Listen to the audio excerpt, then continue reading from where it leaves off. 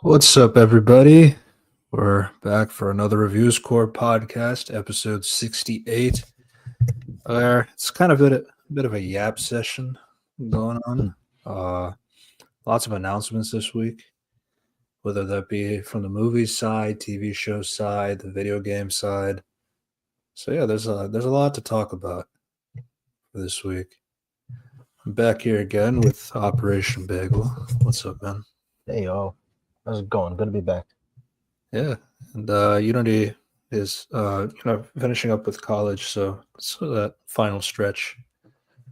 So yeah, uh, so in the meantime, so CinemaCon is still currently going on right now. It's in Nevada, so that whole West Coast ism time stuff. Mhm. So yeah, they're finishing up there. So before we get started on that side, let's talk about Nintendo. Yeah, certainly a hot topic of discussion these last 2 days. Yeah, so basically what they've announced is that they are bringing out the Nintendo Switch 2, which I don't know if I like the name. Now, I guess it fits. It's the Switch, but again, Hmm. Yeah, so you know, for some of these things, we can't like really show footage or anything like that, and all that Yeah. stuff. I don't want to get Unity's channel demonetized. the Nintendo Ninjas would, they'd kill us. Yeah, so I'm just reading some articles in the Mhm. meantime, just to give some ideas. The Nintendo Switch 2 will arrive June 5th for a suggested retail price of $449.99 Oh, in the United States. Discover reimagines Joy-Con 2 controllers, which can now be used as a mouse in compatible games, and that snaps to the system with magnetic connectors. Experience the system's powerful processing speeds, delivering visuals via the bigger screen, showcasing vibrant colors, clarity from Nintendo Switch 2 games to compatible games in existing Nintendo Switch libraries. Connect and play with friends and family in surprising new ways. You know, yeah, comes with, the standard blurbs yeah, of new features.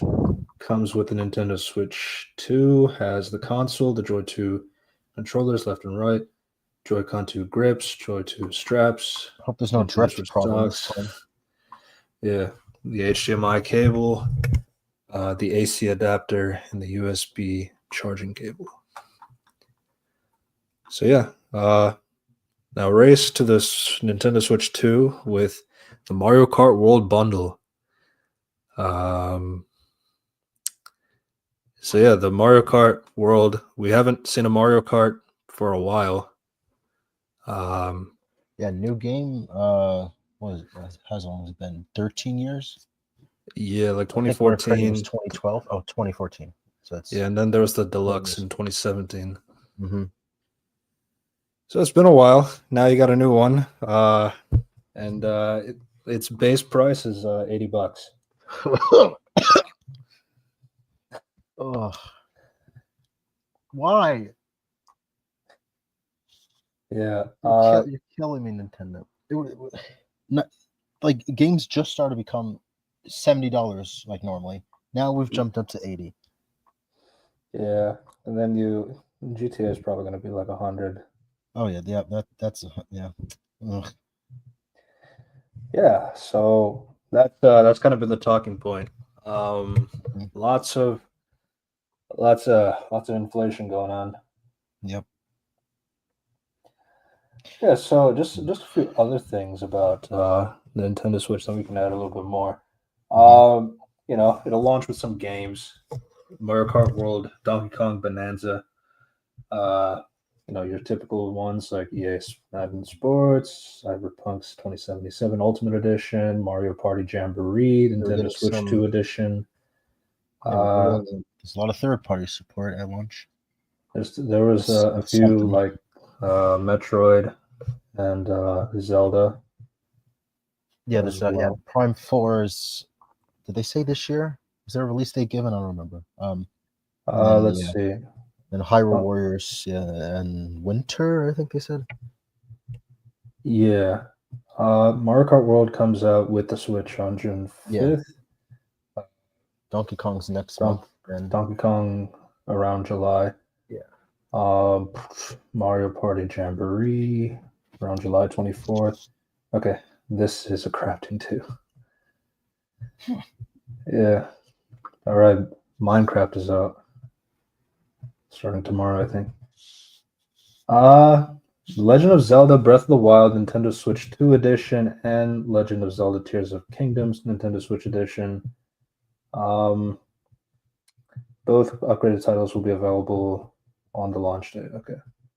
I don't think they've talked about a specific game as of right now, if I'm not mistaken. Oh, it is today. Right. Some movies come out on Thursday, right? We see an hour. Oh, well, have fun. Kirby and the Forgotten Land plus Star-Crossed World, Metroid Prime 4 Beyond, Pokemon Legends, Kirby Air Riders. Yeah.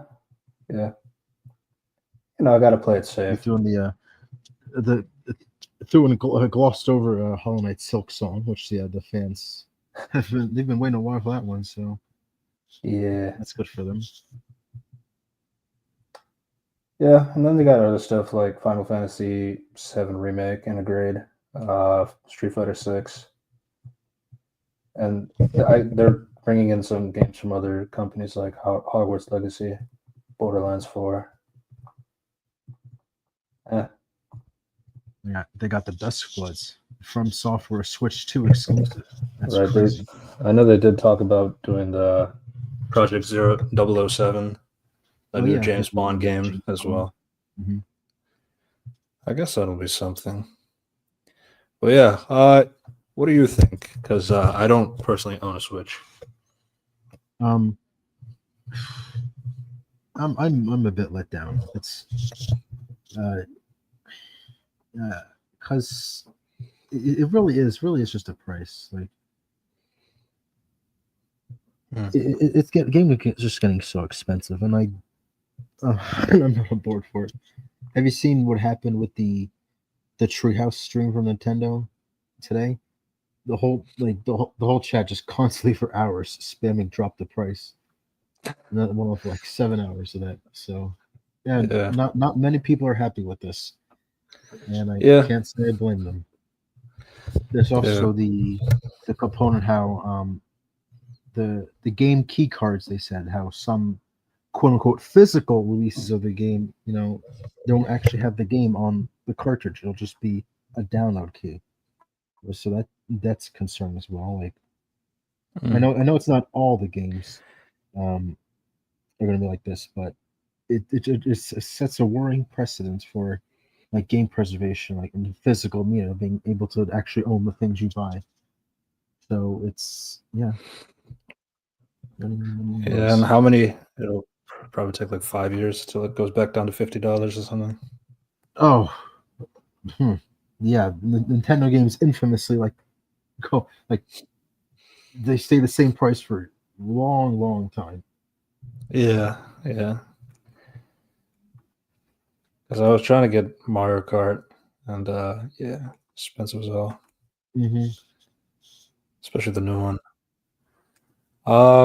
But yeah, that's not too much. Not too much. What do you think about the Nintendo Switch? Like what it's offering? Like the new features. Yeah. Like, you just get the mouse. It could be cool, I guess. I don't see myself using that as much, but if if you like to play that, like people like PC players, like how they use like keyboard and mouse, if that's what they're used to, that could be good for them. But I usually just stick to a controller. Yeah. So, and then what do you think about the Mario Kart trailer? I like the game. I like the game itself. It looks really cool. Yeah, And yeah. there's I also thought this, I find it interesting they're doing like an off-road thing, like you can like explore the worlds if yeah, you free want roam to. Mario Kart. That's never been done. That's cool. The racing gonna be huge. Just 24 racers now to a race. That's gonna be insane. I can't wait to play it Yeah, in, like you said, 5 years. it's sometimes the roster spots like are kind of weird. Like you got Riddler and you got like Dory the dinosaur. Oh Like yeah, you like have big creatures that are just kart races, I guess. Goombas with no hands. wacky selection. You got the money bag enemies. You got like the little, I Oh, forget they Nabbit, call it, yeah. the little bug things with the wings. Oh yeah, Nabitu. Hmm. Yeah, the Mario ladies are the only reason. Fair enough. Fair enough. Oh yes, I know they did add like characters like Link in yeah. the Linkus and eight. Inklings in the 8 Mm-hmm. Deluxe. Yeah, I think they'll probably add some more. If they put in Kirby, that'd be crazy. Yo. Oh yeah. There's a Kirby air ride. Yeah, Kirby. Everyone's You really know, excited. it's kind of akin to Sonic Riders. Well, at least that's my comparison. I didn't play Sonic Riders. I would know. Yeah, I hate that they released Cyberpunk 2077 on it. Not Nothing interesting. sure. What if I want to die when I'm walking down the stairs? Yeah. Um. But yeah. Any other last thoughts? uh, the Donkey Kong This. game. That looks Oh awesome. yeah. Oh, yeah. There's a lot of uh, controversy with this new design. Uh, I Yeah. like it. Yeah, it's fun. It definitely leans to the cartoony aspect. Yeah, I think it Um, makes it a lot more expressive. So I like it. what I find very epic is that Lord of the Rings Gollum still has a TBA release for the Nintendo Switch. Yes, Nice. that's gonna be great. Cinema. But yeah, and the Zelda one was just really just remastering. Yeah, it's remastered visuals. They made this thing. It's called like Zelda's Notes, I believe. That they like read you tips and stuff from the game. Yeah, I mean, sure, But I guess, it's not but like it's not something combining it not something to I'm one paying for, narrative. huh? It's not like combining it to one narrative. No, I don't think so. Okay. But yeah, yeah, that was Nintendo. I don't think there wasn't any other gaming stuff, right? I don't think PlayStation had anything.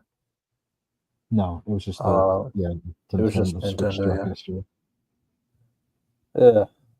So that leads us to the CinemaCon stuff. I'm just gonna try and go in order. Um, so so it's been going on for 4 days. You got Lionsgate and Sony on the first day. You had WB. You also had Universal, Paramount, um, Disney. Disney saving best for last, of course. Mhm. Um, so yeah. So let's tackle Sony. Um, I won't talk about everything, just kind of the things that like Karate Kid Legends. Unity and I had talked about. We're probably going to review that in uh when it comes out, since we're focusing in on Cobra Kai. And there's definitely some question. I'd love to tackle Sony. Oh, you can talk about that.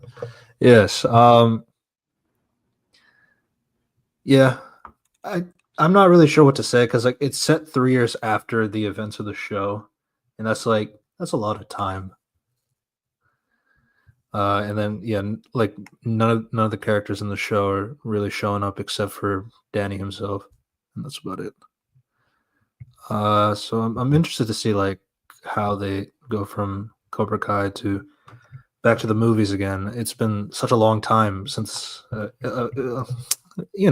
it's basically that trend of we got to bring back movies for things that ended years ago, Yeah, but it's a little different legacy now because sequels, like all the rage legacy these days. sequels, yeah. And then we were also talking about like Cobra Kai has done like a lot for bringing people back into the franchise as a TV show. It was like I don't know if that could ever really happen again or happen on the standard that Cobra Kai did. Because Oh, it like used to be like to a get it back YouTube. to popularity. Yeah. I don't know. Because like people just end up doing legacy sequels anyway. So it's like, I Mhm. don't know. It's like, what's left at this point? They're bringing back the Goonies. Oh, that's right. Uh, Just yeah. what we need.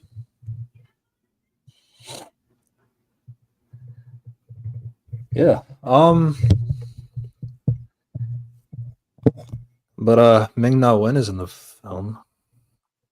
We're gonna see Mhm. her. Yeah. We'll say that for later. But yeah. Mhm. There's that. 28 years later was also talked about. I'm not sure. Have you seen the other film with that? No, I haven't seen this series. Yeah. Yeah. 28 years Uh, later, um, 28 years later, Bone Temple. So the fourth. Let's so it's, tackle it's 28 days let's later, tackle weeks, months beyond. later. Is that the order? Yeah. Okay. Yeah. But let's tackle Spider-Man Beyond the Spider-Verse. Um we Yeah, finally got a despite release date.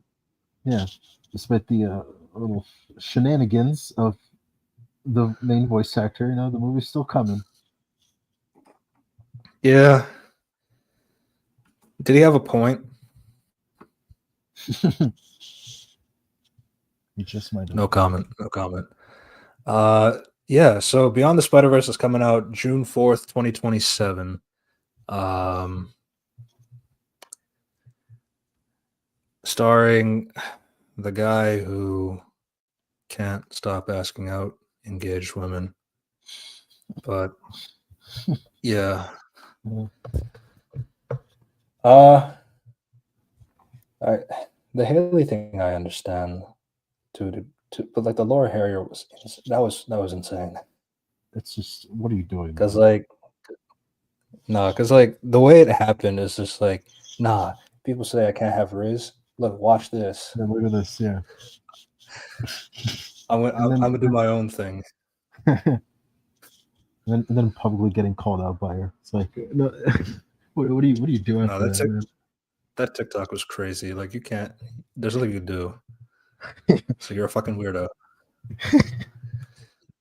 Oh my god, that was funny though. That was a funny few days. But yeah. So Sony confirmed that Beyond the Spider-Verse will hit theaters June 4th of 2027.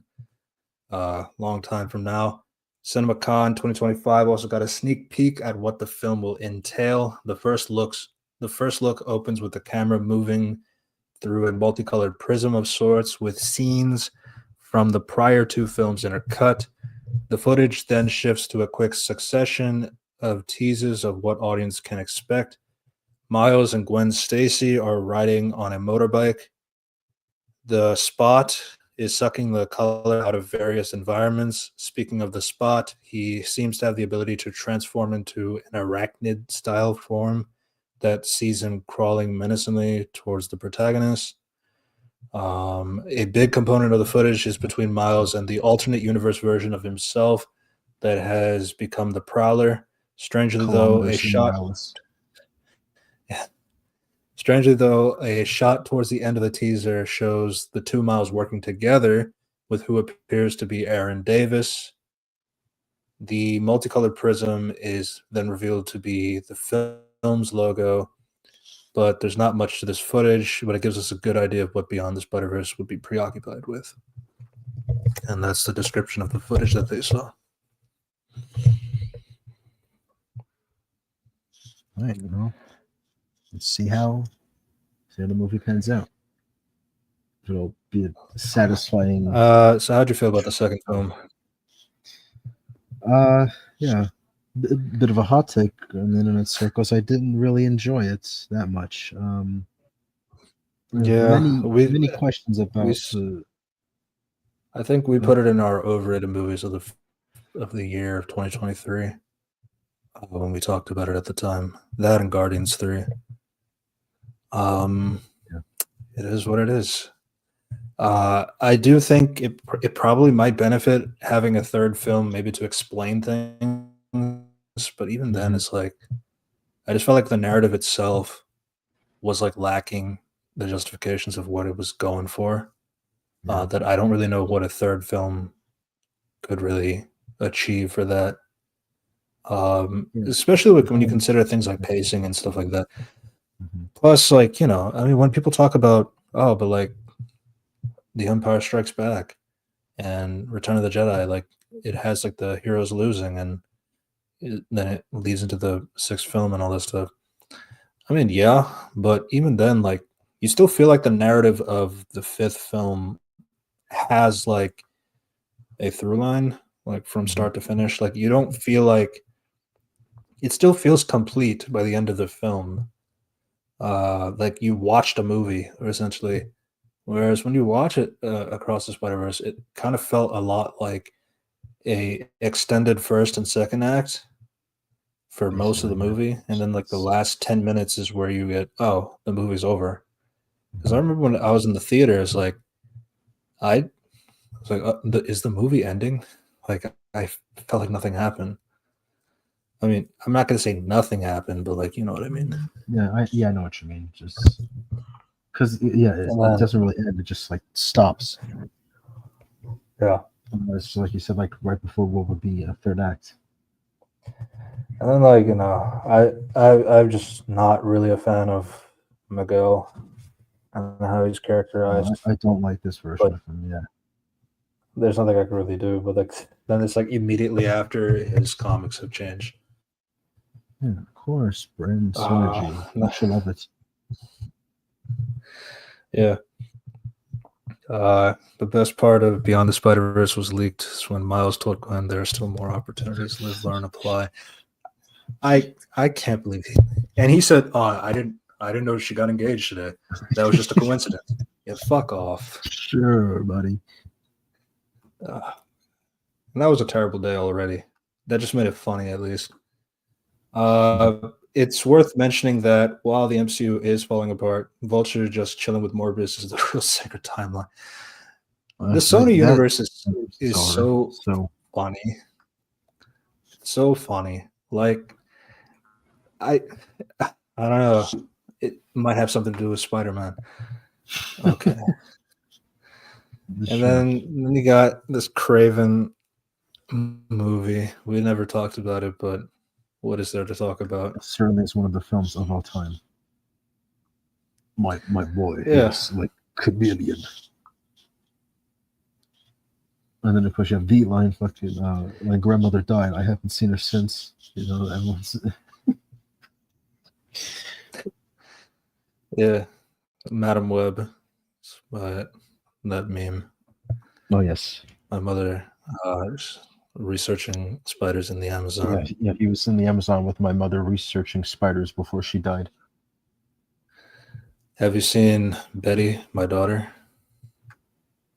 Oh yeah, that was. You kept that's four. Kept four, but they all blend together. I still haven't seen Craven, but I really want to. I've been told that it's comedy gold. It is pretty funny. It's funny how they try to be so serious about it. And it's also funny too. It's like, we can't have rated R Venom. That's crazy. How are the kids gonna watch it? We put rated R Craven. All right, sure. Not to get existential, but if Morbius is Venom, does that mean Venom is Morbius, or are they two pieces of the same puzzle? I don't know. Um, let's see. That also leaves us with the other Spider-Man. Spider-Man Brand New Day. Huh. Dan Slott. No. Carly Cooper. Menace. Well, it was Mr. Negative. He's pretty cool. Dan Slott. Dan Slott. Oh my god. Yeah, so Brand New Day is the film title for Spider-Man 4 for the MCU. So no, it's not. It's not your Tobey Maguire Spider-Man 4. And there's been so much conversation as to what the film is. I'm just glad there's something fucking said about it because I'm so tired of seeing tweets about, oh, it's actually going to be multiversal. Oh, it's going to be street level. Oh, it's going to be both. You're going to have Teresa Parker. The title reveal still. I think those are still coming. Even with the title. Yeah, it hasn't really. Get the actual. It hasn't solved anything.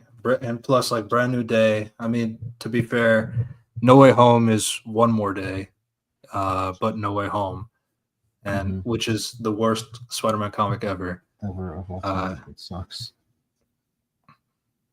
Crazy. I've seen people saying, like reacting to Brand New Day, saying like, does this mean they're building up to one more day? It's like, no. Yeah, No Way Home was their version of it, and this is the story after. I don't see why we would have him have his identity public again and then reversing it again. No. I still don't like how we got to this point, like how we had to go straight to, oh, why don't we just ask Doctor Strange to get rid of my identity? It's like I don't really like what am I supposed to say about that? It's like there's no attempt at trying to hide his identity. There's no attempt, and I understand it's hard to like really, at the same time, it's like we had this conversation about secret identities in the MCU, and I just feel like this entire thing has kind of been overblown in the sense that, like, yeah, his identity is exposed, but at the same time, everybody doesn't have a secret identity outside of like maybe like around like the number of fingers I have on one hand, at best. And it's like, even then, it's like, because the problem is like, it's important to Spider-Man in the comics having a secret identity, but like, you just don't really, you don't ever feel that in the MCU that having a secret identity matters or not. And that's something I've always disliked in general, that secret identities only matter when it's characters that we know have secret identities and that we care about, but like when it's characters that are supposed to also have secret identities too, but they don't because nobody really knows that character. So okay. My biggest example of it is like when Carly calls Sam's sister threatening to kill her children, and then Sam rightfully gets upset to Carly and is like, no, you shouldn't do that. I wasn't going to kill her. I was going to kill your nephews. That's crazy. I just wanted to see how you'd react. What do you think I am, the villain? You think I'm the villain? That's crazy. God, I hate that so much. And it just like, it really reinvigorates back to like, secret identities really don't matter. Because you can have the villain call people, say I was trolling, bro. And then it's like, okay. And then like, oh, but then Spider-Man, it matters. Yeah, I mean, yes, it did eventually. But, it's just really dumb.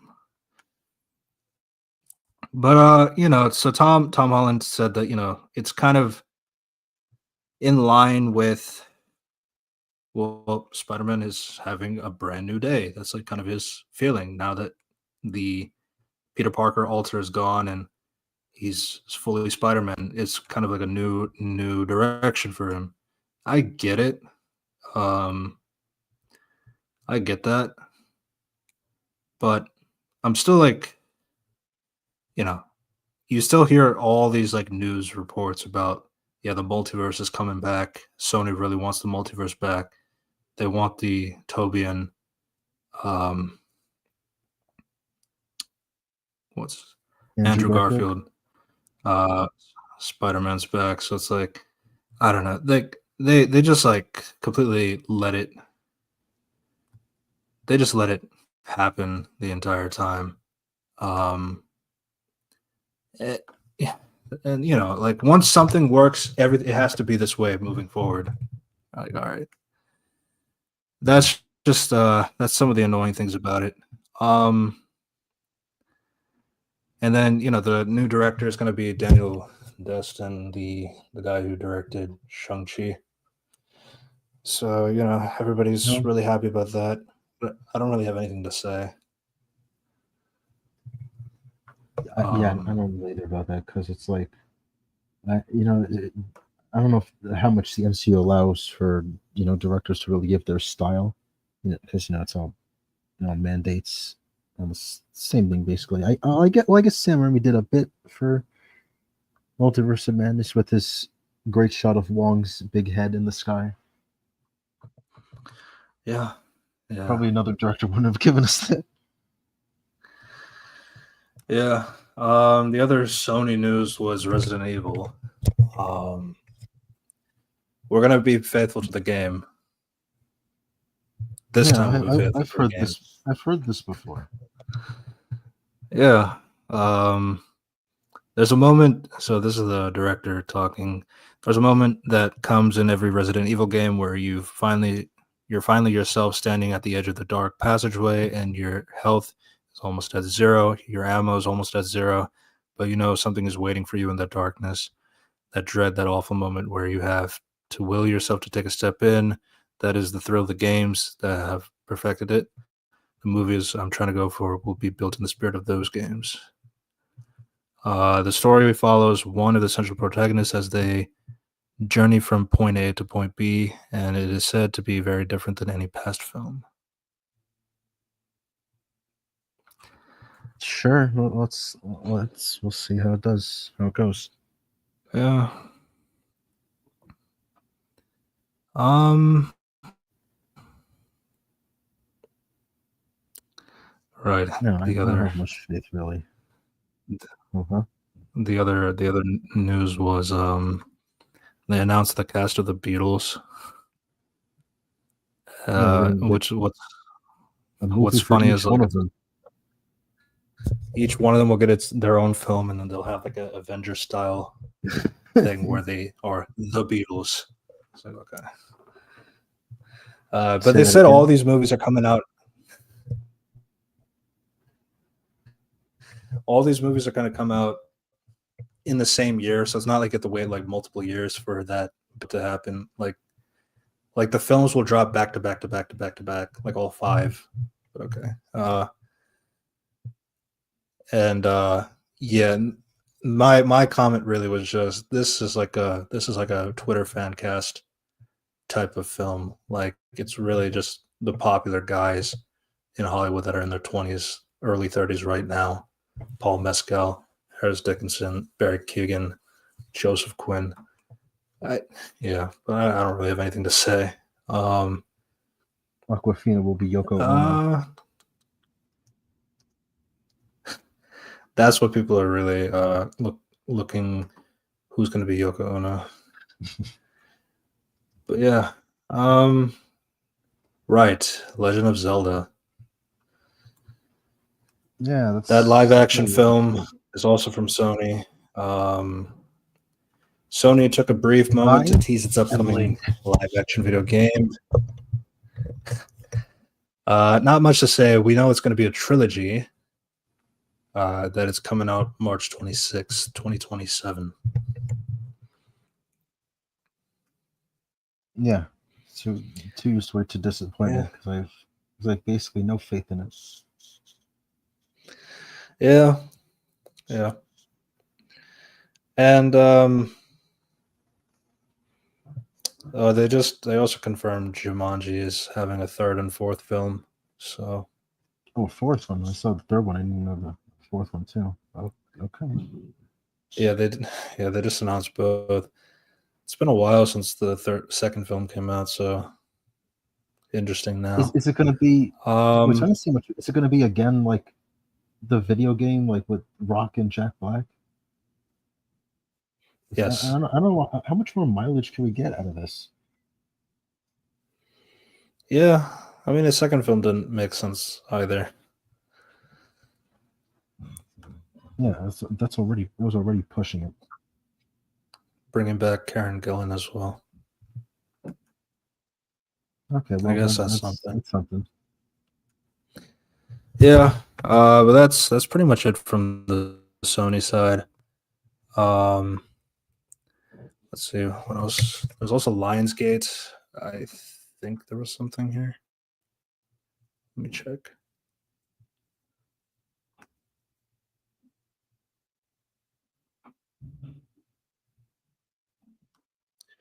John Wick is continuing. It's got a fifth movie coming out. Yeah, exciting update. They said they have the You got some story. more spin-offs. Yeah. You got Kane spin-off. You got an anime planned out, like a prequel movie. You also got a video game for John Wick planned out as well. So they're really milking the franchise. Oh yeah, every last drop of in. I think that was like the main thing, really.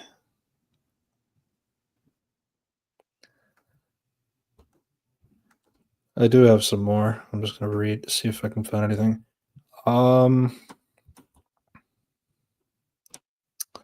American Psycho is getting a new adaptation, said to be more faithful to the book than the movie was. I'll have to wait and see.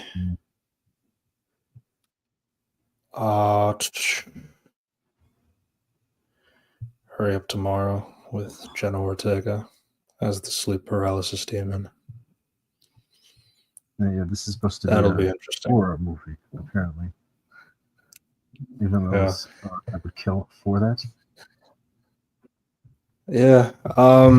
Ballerina, that spinoff for John Wick with Ana de Armas. That comes out this June. Yeah. Oh, Soups. Yeah. Can't keep getting away with it. Yeah. I guess another one for me was like The Hunger Games, Sunrise on the Reaping. It's like a prequel for Haymitch. When he was the champion. The movie's coming out first before the book. So actually, the book is being written. The book was finished, like it already came out, like I think a week or two ago, and then they announced immediately after that the movie is happening.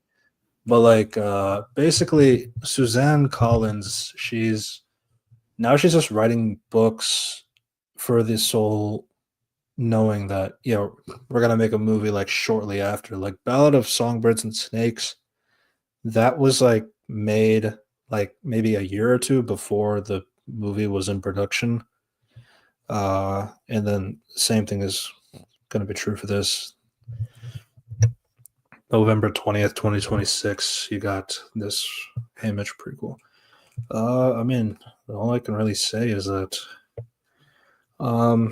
at least it's written. So they have their material to go with. My biggest problem with the Ballad of Songbirds and Snakes in particular was that I think that was the book that was the one that actually needed two parts to tell its story, not Mockingjay, which they did that only because Harry Potter did it first. That was the trend at the time, yeah. Harry Potter. Yeah. But that's mostly it for Lionsgate. Let's see. That takes us to Warner Brothers. our good friends Warner Brothers, one might say. Hmm. Yeah, so you got a few things here. Sergeant Rock. Kind of, not really. I'll save Superman for last. Let's see.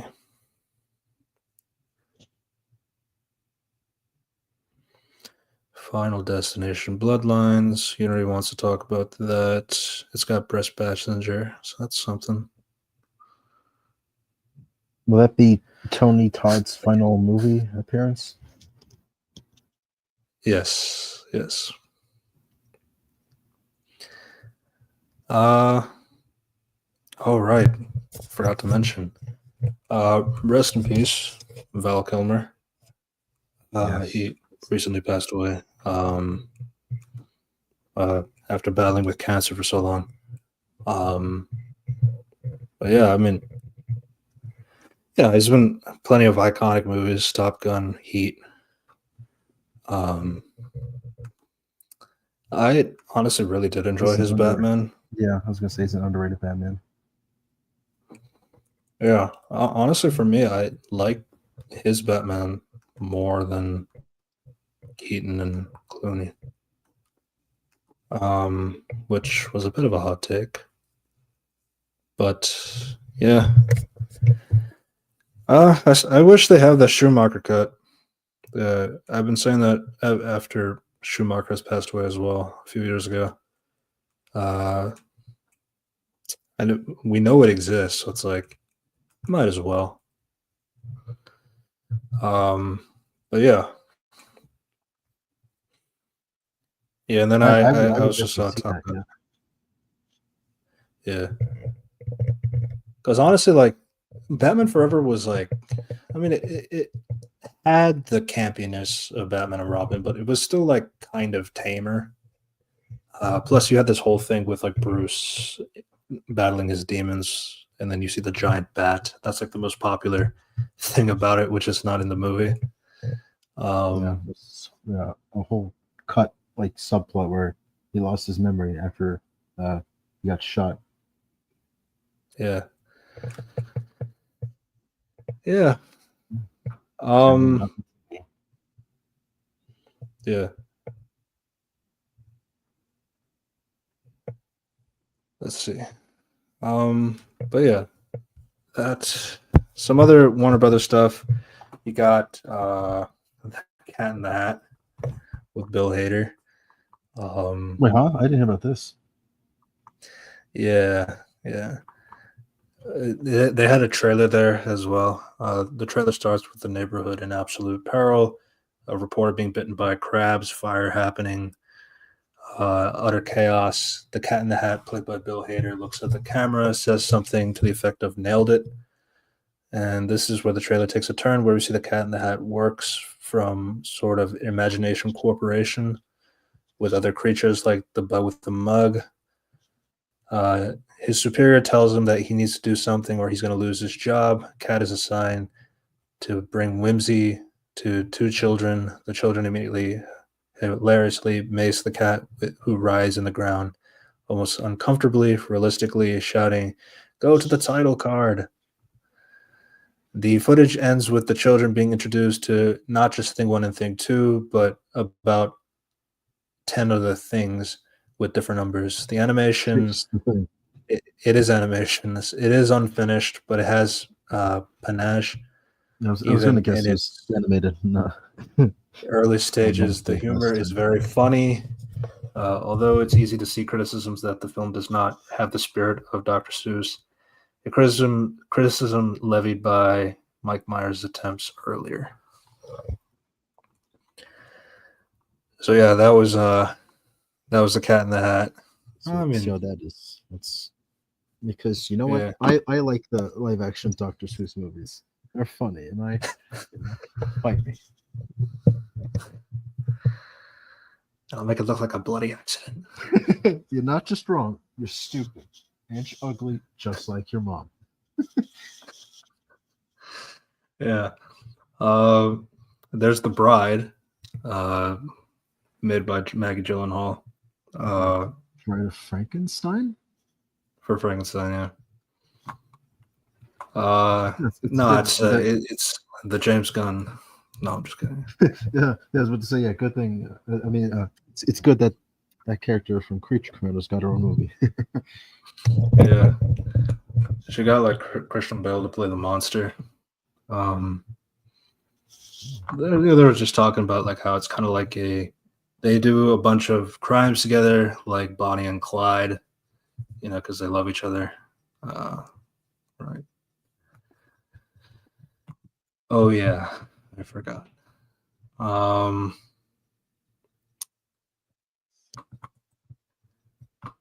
Yeah, that was that's pretty much mainly the thing from that. Uh, Sergeant Rock was just Sergeant Rock is happening, I guess. Yeah, and then The Conjuring said that they're going to end their franchise. Sure, they are until the next one. No, but actually, it is true because like the Warrens, like their last like case before they retired, like that's what the last film was about. So they don't have anything. I mean, there's material that they're adapting from, so they ran out of material, I guess. But even then, not yeah. And then obviously the big one is Superman. Now this being April Fool's, it was like, oh, we're gonna have a lot of stuff here. Nothing really. Yes. So the Summer of Superman has an exclusive clip, and this trailer just came out today as well. So, what'd you think? Well, I didn't really watch it. I just like skimmed through it. Yeah, it's really just it's really like the extended motions of when Superman is like passed out. Well, not passed out, but like he crash landed, badly injured, and all that, and he is essentially bleeding and hard of breathing and all that stuff. And he does like a whistle to call Crypto. Crypto zooms in, and then Crypto thinks Superman wants to play, so he just jumps all over him, like cracking his bones even more. I was like, it's a lot of pain. Take me home, take me home. It takes like about like a minute or two for that, and then Crypto grabs the cape to take him back to the fortress. What'd you think of the look of the fortress? A bit empty, but yeah. I also, so I forget how long is like Superman established here? So it says Superman has been around for at least a year or two. At least a year.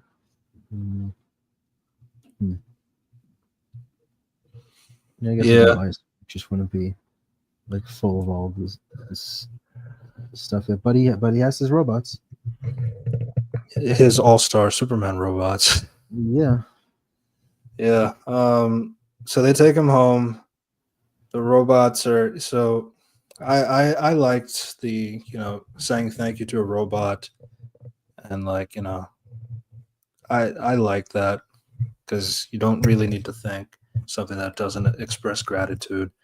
But then like there's like this new robot, number 12, who's like a fangirl, and that just like confused me. Because like, oh, we don't express gratitude. And then she's like laughing, like, he looked at me. It's like I didn't really get like See, it was. They said they don't have emotions, but then they had emotions. That's the joke. Yeah, but you see, like there's been the shot of like where Superman is holding like a broken robot and like like sad. And honestly, like again, I really like the idea of Superman caring for everyone, even like something that's non-living, but it's like it's real to him, I guess. But like, I don't know. It's like at the same time, it's like, oh, you're gonna give like the quirky robot. It's probably her. Everybody has guessed it's probably her that dies in Superman's arms. Um, and I don't know. It's like if it's predictable, especially since like Gunn has been doing similar things in his stories like from time to time, again and again, that I'm just kind of like tired of it. Like my thing about crypto is like, I mean, yeah, he's a dog. I'm not gonna criticize him for being a dog and all that stuff. At the same time, it's like it just takes a while. And then I mean, people have also said, "Oh, but dogs do that." Yeah, but then there's also other conversations of dog owners saying, "Well, dogs can also sense when their owners are in pain or is like injured or something." Like I don't know. It's like I just feel like if one direction was picked, Gunn would have been praised either way. So it is what it is. He can do no wrong. He can do no wrong. And then yeah, the fangirl robot. It's just it just wasn't funny. Um, but yeah, but then I also liked like they were putting them on the table and trying to absorb more yellow sunlight, and that's like hurting him. Just like kind of contextualizing that he can heal himself, but like it does rely like a lot more of energy to do that, especially since he had a lot of broken bones, internal bleeding, and stuff like that. So we still don't know what caused that to happen. Probably Bizarro Superman. We'll have to wait and see. But yeah. I guess my other thing too is like my only thing about that line is like I do like it in the sense like I appreciate Superman thanking a robot that even though it doesn't register like gratitude.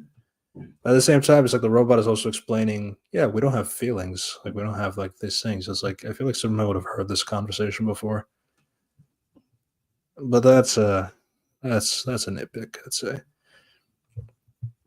Um, yeah, and then there it transitions to there is an ending to that, so that it transitions to the main Superman trailer that we saw from months ago.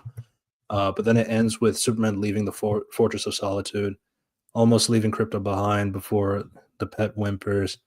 He allows Crypto to tag along as he playfully charges and bites at Superman's shoes at the end of the clip. Yeah, I mean, there's nothing really for me to say. Superman, the marketing has really just said like, "Oh, Superman is really nice. He's such a swell guy," and then, "Oh, Crypto, he's a swell dog." That's really the marketing uh, that Gunn really talks about. So it's just not really much to say. Yeah, I mean, I have nothing to go off of.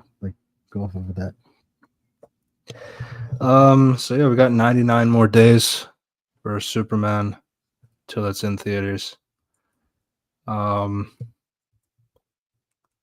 Yeah, the two of us are going to review it because Unity's going to graduate that weekend. So I don't think it's yeah.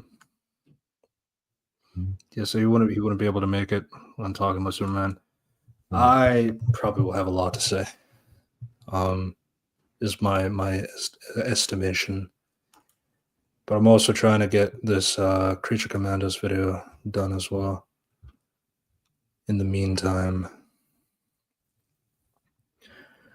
But that was Superman. Yeah. Yeah. Up and away.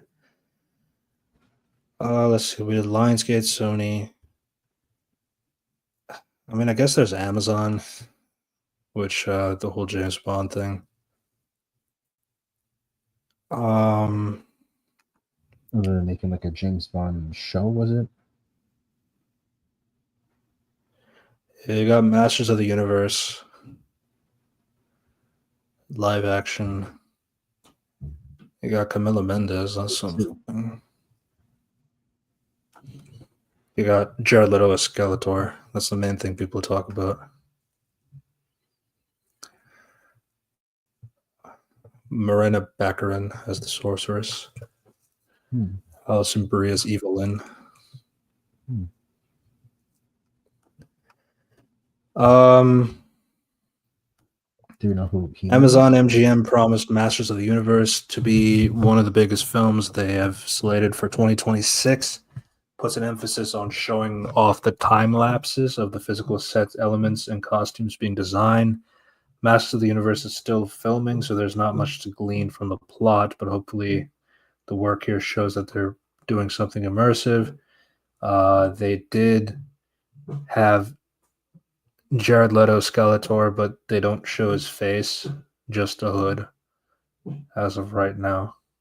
I'm concerned what his method acting is going to go into, especially around the likes of Camila Mendes, Morena Baccarin, and Alison Brie. You better leave him alone.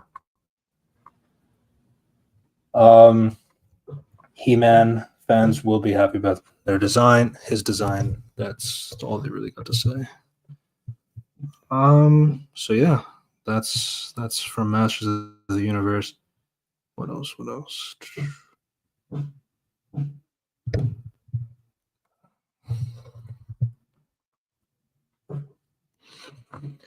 Yeah, James Bond, the franchise is now with that.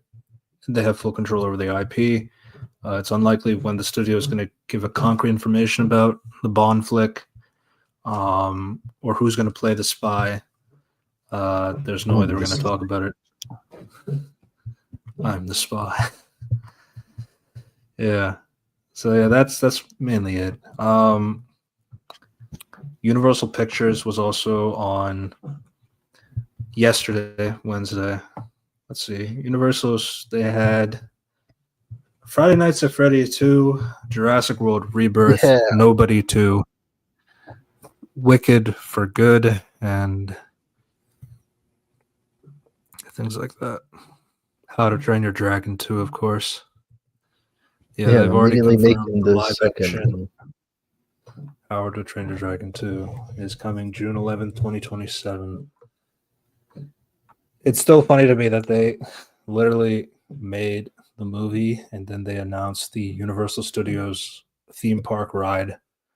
Will come out a month before, I think a month before or after the movie drops. So yeah, it's like, okay. Unity will have more to say about Wicked for Good, so that's there. Jurassic World Rebirth, another Jurassic World film. Yeah, another franchise that will never end. Yeah, and then you got the whole like, oh, we're gonna make another DNA monster because it worked so many times before. Oh no! How could this have happened again? Yeah. Megan 2.0. Unity's only watching for Ivana Sakno. I'm not gonna lie, which is fair. Understandable. Yeah, and basically it's like revealed the initial code for Megan has been stolen and made into Amelia. Ivana Sakno is playing her own robot that's on a murder spree to kill those who were involved in development of Megan. And okay, she did nothing wrong, of course. And then the government, like, they called Megan, like, hey, stop it for us. Okay. We need this robot to stop the evil robot. Yeah, that's the way that it's going. Nobody 2. Bob Odenkirk returns. They did have a trailer. Bob Odenkirk. Hutch is working at a convention where he's being eyed by mysterious men in an elevator. Eventually, this turns into intimate. Elevator fight, intercut with his wife and kids complaining that he's not spending enough time with them.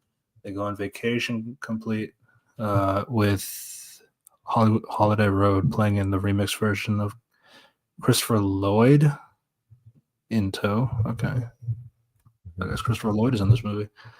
Yeah, he at the was in the car, first one. yeah.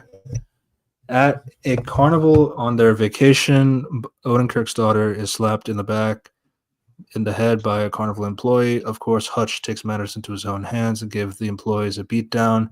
Intercut with Hutch and his son in a prison cell. The trailer then reveals the main plot: a drug ring ran by a character played by Sharon Stone and enabled by a cop played by Colin Hanks. The trailer ends on the quick succession of brutal, funny action in various environments, capping with a speedboat fight where someone in a rubber ducky mask gets punched in the face. The film looks to be a more comedic extension of the first film's action comedy hybrid. So yeah, All right, okay, then, yeah. I don't remember comes the first out. one being Oh, that comedic. Well, yeah, I guess there were comes some out. moments, but This screenplay is by four different people. That's interesting. Comes out August 15th of this year. Right. Five Nights at Freddy's 2.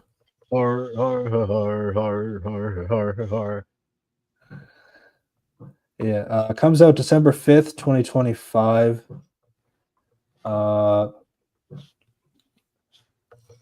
The footage opens on a narrator welcoming the audience back to Freddy Fazbear's Pizza, showing brief glimpses of the carnival setting. We are reintroduced to Josh Hutcherson's character Mike talking to Elizabeth Leo's Vanessa. Mike is warned by Vanessa that the animatronic are back, and this time they're on the loose and can appear anywhere in public.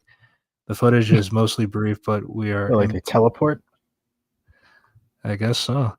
The Balloon Boy animatronic, as well as the final tease of a new shiny toy Freddy walking alone in the middle of a busy fairground amongst children and the public. They said that McKenna Grace was also in this trailer as well. It's interesting. Maybe she plays Freddy. People are just guessing she's like young Elizabeth Leo. I don't think she's doing that anymore. She's like 19 now. But yeah. But it comes out this year. I'm surprised about that. Well, I guess the first film came out like 2023. Yeah. Yeah. What else?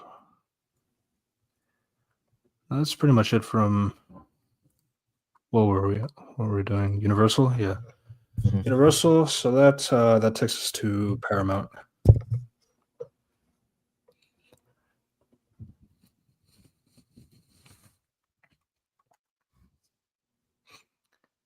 Paramount has Mission Impossible: The Final Reckoning, a new animated Smurfs movie.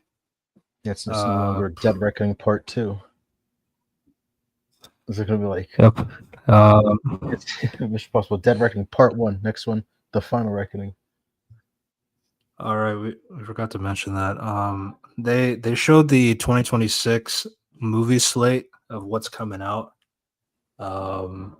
And there's like hella like sequels, numbers, and like everything. Like, of course, you got stuff like, yeah, you had things like so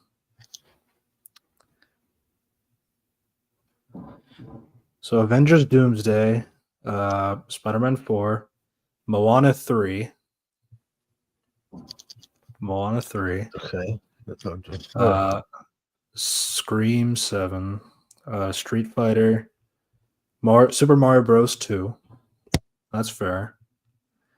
The Odyssey, Shrek 5, Hunger Games, that movie we talked about, Jumanji 3, Mandalorian and Grogu, Mega Minions, Clayface, Ice Age 6, The Hunt for Gollum, Supergirl, Toy Story 5, and Ugh. Fast X Part 2. Fast and Furious. Yeah, Fast and Furious 10 Part 2. Yeah, so I didn't know Fast X was Part 1. yeah, that's 2026 for you. What do you expect? More sequels? Yes. And Yeah. yes. So that's that's the interesting part.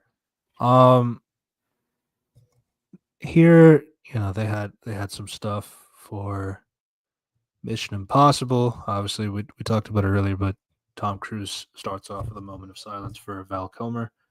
Um and I'm not the biggest Mission Impossible guy. I've seen them,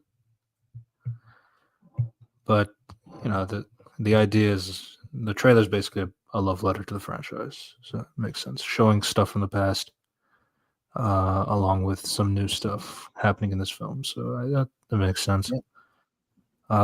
Smurfs with Rihanna. Um, Influencer Smurf. Influencer Smurf was the biggest talking point. Suddenly, the trailers open with a longtime Smurfs nemesis, Gargamel, trying to convene with other cohorts, only for his volume to be muted. The Smurfs are partying in Smurf Village to some new Rihanna songs with Rihanna Smurf. Yeah, okay, so Rihanna is singing. Okay. So she's taking center stage in the footage. Suddenly, a new sort of flower rises from the ground, sucking the Smurfs into the real world. Oh, of course, of course. The trailer. There it is. There it is. Going to the real world. So we're going back to the real world shit. Okay. They're gonna meet Neil Patrick Harris again in New York City. I still can't believe he agreed to that movie.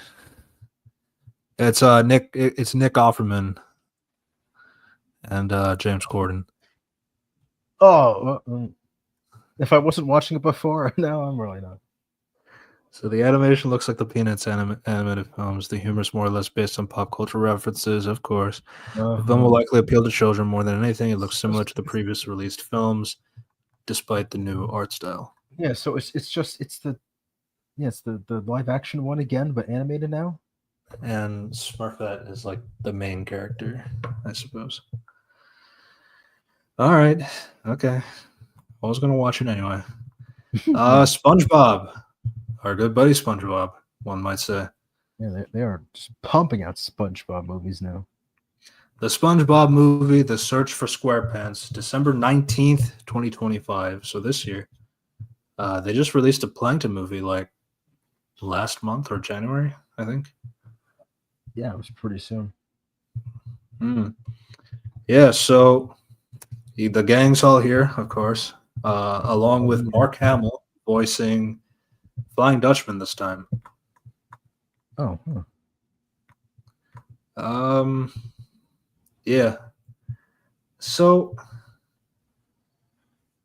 Tom Kenny said like it's another coming of age story, which this is the third time SpongeBob has come of age in these movies. Okay. The footage opens with classic SpongeBob tradition. A live-action pirate addresses the audience and tells them the nautical tales of the Flying Dutchman, Mark Hamill, crossing paths with the innocent souls, SpongeBob himself. Hilariously, SpongeBob wants to turn over a new leaf to become a big man. Oh, okay. So what does that mean? The first film. Yeah. So he blasts Snoop Dogg from his speakers, and pumps his Snoop Dogg chest. Yeah. Okay. So that's actually a continuation joke in the Sponge Out of Water, not Sponge Out of Water, the third Sponge on the Run, the third one. So he meets Snoop Dogg in that movie. So I guess there's some continuity here. That's continuity, yeah. Yeah. Yeah, so he's lifting his plush weights, of course. Mr. Krabs tells SpongeBob about his day on the open sea, which motivates SpongeBob and Patrick to go on an adventure to follow his footsteps and go on a sailing adventure, which is like, okay, man. Mr. Krabs talks about his Navy days like a lot in the show. Didn't really do that much of motivation, but okay. I'm applying logic to a kid's show, so all right, I guess. Yeah, so when SpongeBob and Patrick cross paths with the Flying Dutchman, he takes them to the underworld where they must endure the terrors beyond the sponge's imaginations, including scary roller coasters. The Surfer SpongeBob SquarePants boast a mix of absurdist gags and a vibrant mix of live action and 3D animation. Is it gonna make the I mean, is that, his crew? yeah, so it's like it's interesting because because I've watched like pretty much all the episodes for the 25th anniversary. I'm still working on that video. And yeah, there's there's definitely some stuff that I remember from the show. Like in the Halloween special where he takes SpongeBob and Patrick into like a roller coaster to see his ship and the evils of it and all that stuff. So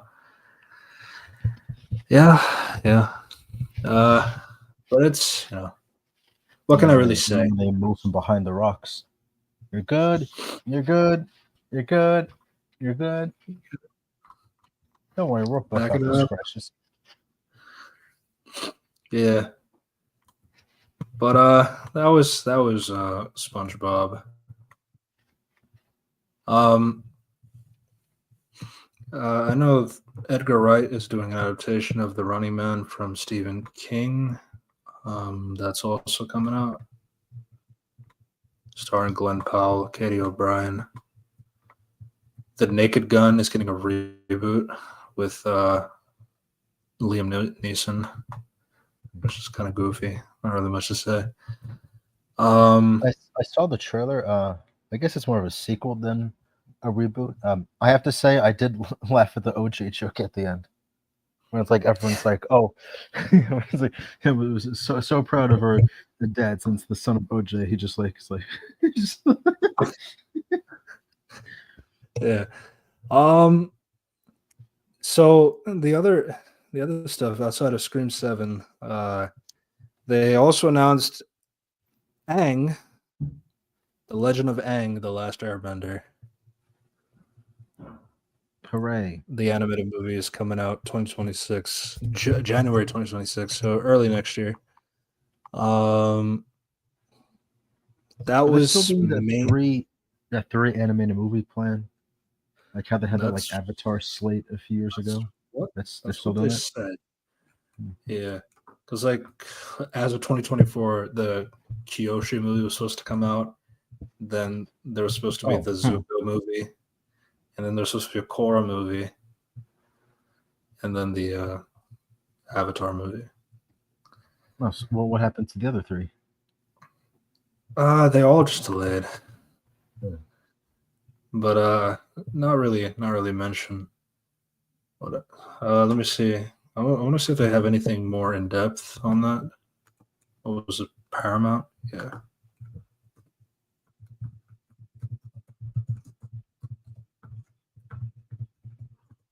Paramount CinemaCon.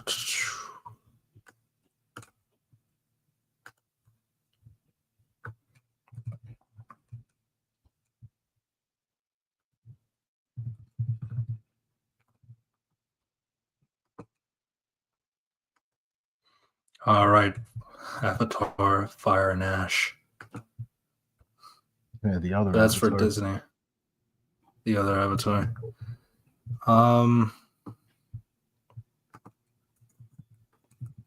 Avatar. Yeah, I mean, all I really got to see was the title of the movie is called The Legend of Aang, The Last Airbender. Very original title. No, there's no other Avatar project with The Legend of in its name. Our good friend Jesse Flowers is reacting to it. Interesting. Who Operation got to meet. I did. It's very lovely. Yeah. The only thing really was just the cast mentioned, and then Stephen Yeun is going to be in the movie as well. Not said who yet. The Legend of Aang. Well, I hope a title card appears whenever his character is said. It's directed by a series alum. So the person did the series originally. They also did animation stuff for Superman Doomsday, Wonder Woman, the animated film, and Justice League Crisis on Two Earths. And these are pretty good credits. Mm-hmm.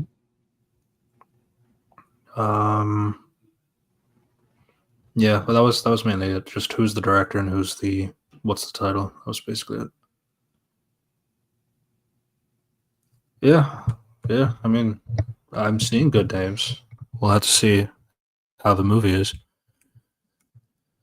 Yeah, so that leads us to our big guys, Disney. Yeah, what has your favorite company been up to? Yeah, so you got your live action Lilo and Stitch. You got your Fantastic Four. You got your Avatar, Fire and Ash. Tron Ares. Zootopia 2, Freakier Friday. Predator Badlands. Things like that. Thunderbolts, of course. Yeah. All survive except Taskmaster. Okay. Right. So we also need to mention last week they had a 5.5-hour stream just showing chairs of the cast that's going to be in Avengers Doomsday. Names that you would already guess would have been in the film already. Like, I was like, we're going to reveal something so shocking, like more impactful than Robert Downey Jr.'s Doom. What was it supposed to be? The X-Men? Yeah. Which is like, it doesn't really work because we've seen some of them before again, especially Patrick Stewart. Yeah. Are we going to have him die a fifth time? Oh my God. I know this is very morbid and all that stuff, and I apologize for that. But like at the same time, it's like I don't really know like what exactly are you trying to go get after when it comes to like some of these older guys, especially. Like I understand like you want to. It already feels cheap because you have to use films that were not yours and like bring back actors that you did not have control over to tell this last story, which by the way, this is the fourth time this is their last story. It's 2014. I'm watching the final send-off to the Fox X-Men. It's 2017. Watching the final send-off to Fox X-Men 24. Yeah. That's a good name. Even The Last Stand was kind of like that to a degree. So fifth time. Yeah, so then you have this, finally, a send-off where they're finally in their comic accurate-ass costumes. Yeah, Cyclops will say, you know what, I like yellow spandex. That's his arc. Yeah, because I had this conversation with someone in our Discord. It's like, the mutants in general really get underutilized a lot, even in their own franchise. And obviously that just pertains to the fact that like, the team is just consistent of so many people that it's really hard to really delve into the origins of individual characters and stuff like that. Like, I mean, and I'm not going to say that it's never been done, but then again, like not a lot of people saw X-Men 92 in this generation now. It's like, I don't think that many people saw X-Men 92. Most of them are just watching X-Men 97. the thing that's out now, and all this stuff. But like even then, it's like if you were to watch X-Men '92, it does have some episodes where it does explore some of the characters' backstories, like Rogue, and her issues with her dad, and then obviously the thing that does get adapted a few times, When like she meets where she Magneto. tried to. Oh my god! They did not. They did not realize that like it's like I shortly after I left my dad I came across him, Magneto. It's like, but in the '92 show they said that she left her dad when she was 13. Oh, So how long is shortly after? say Eric. I hear But then it's Eric and like, Young. but yeah, and then it's like, but then Bo DeCrepo is like, nah, she's 18, she's 19. Of course, she's the bare minimum. Okay.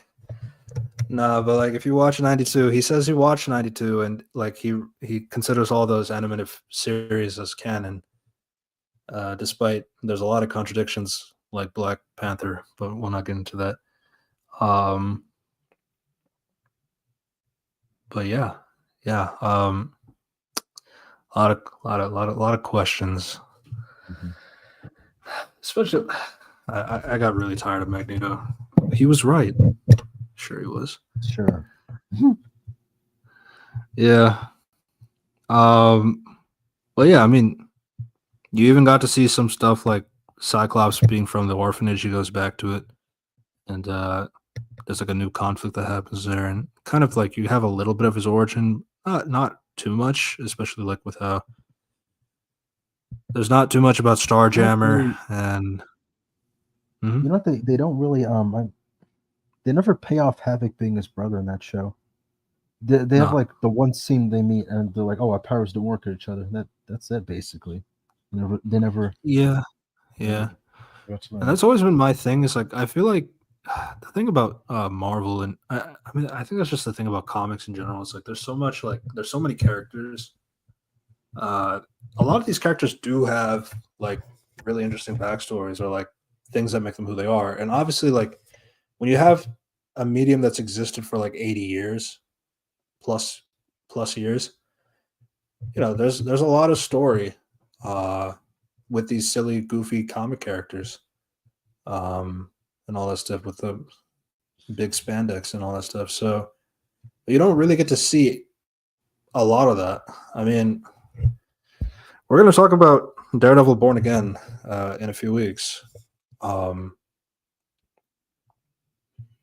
but yeah, it's like you got a character like Muse, and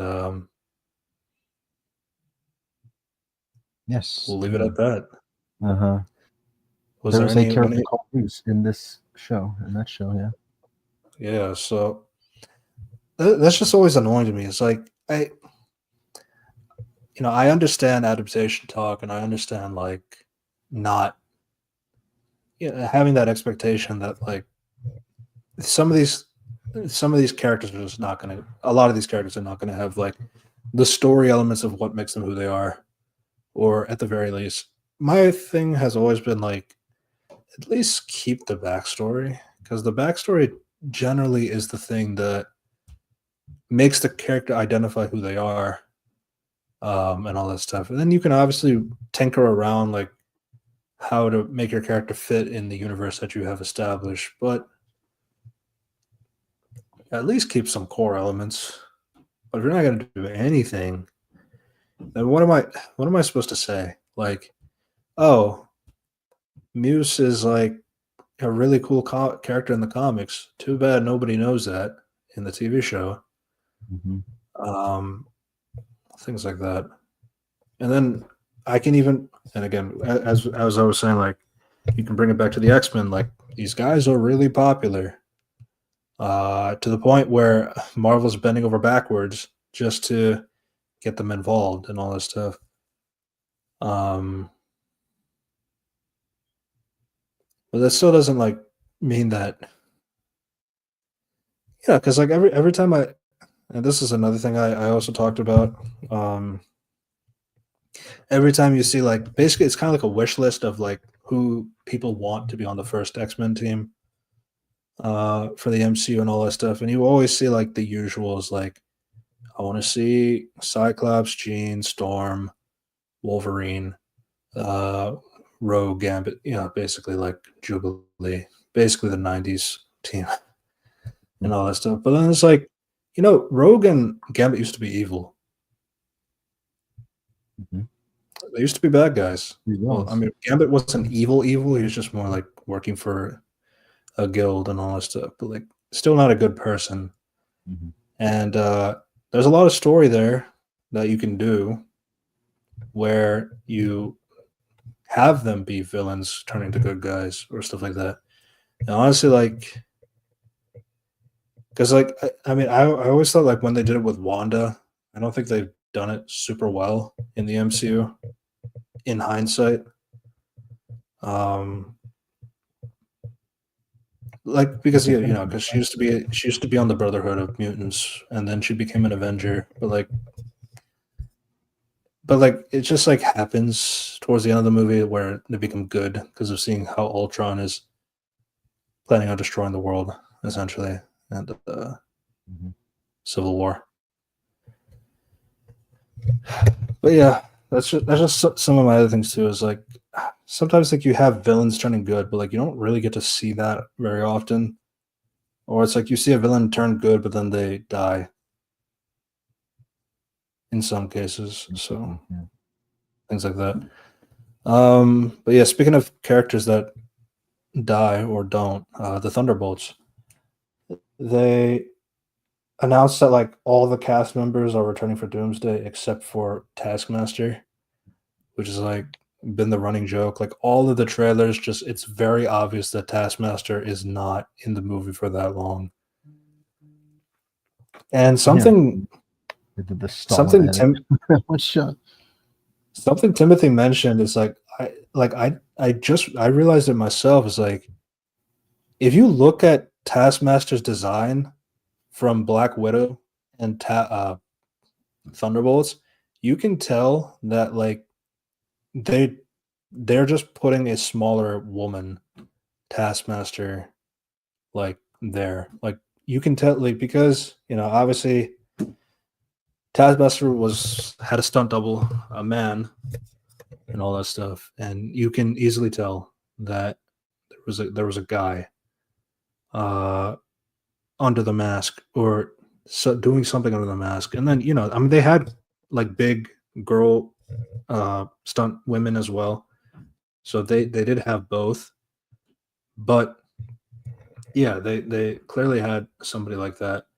But then when you look at Taskmaster in the Thunderbolt trailers, the posters and all that stuff, you can see a slender woman, shorter and all that stuff. So it's like they really just wanted to put a man under the mask just to do the plot twist. Gotcha. Actually, she's the daughter of um, Dreykov, the original character. And then now in Thunderbolts, now that we know who's under the mask, we can just put back to Olga Kurylenko, who's like really short and slender in comparison.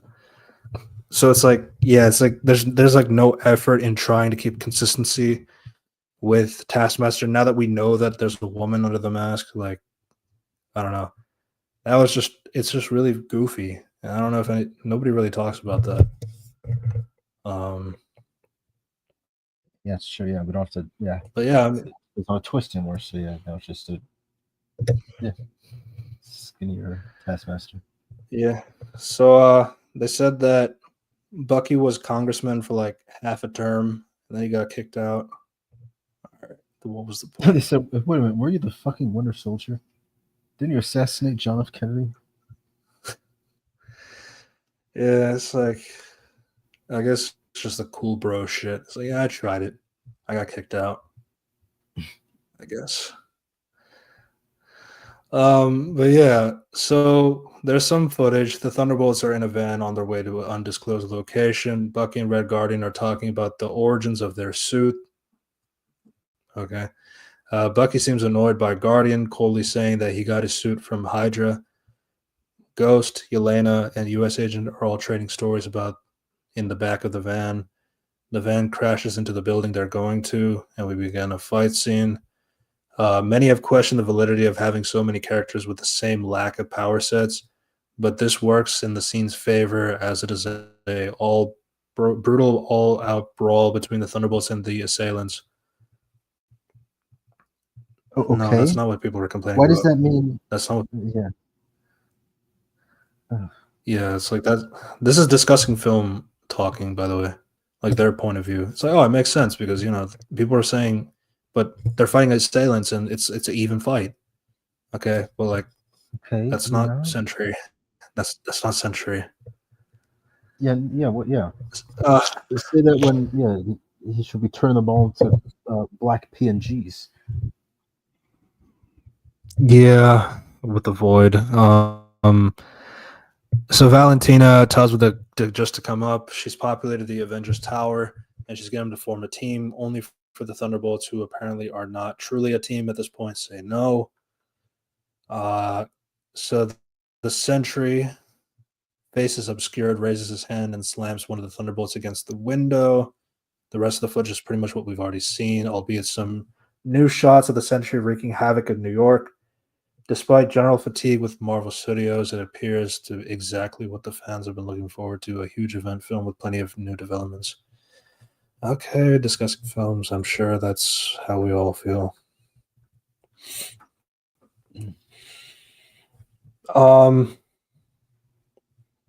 Sounds like ass. Put the I don't know what to tweets say. all the time when discussing. Yeah. Like, I don't really know what to say because, like, because we've had this whole what's the point? Like, you've already told us who's going to be at the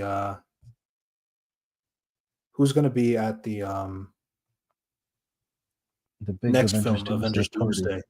So it's like it doesn't really matter because, like, oh, now, like, I saw this tweet and like I shared it with him with Operation like earlier. It's like, oh, now that we know who's going to be in the movie, now people will actually care about this movie because they'll know it leads into the next movie that we want to see. It's like, no, that's not how that works. That's not how that works. It's like, what? I love to cope. It amuses me. Yeah, it's.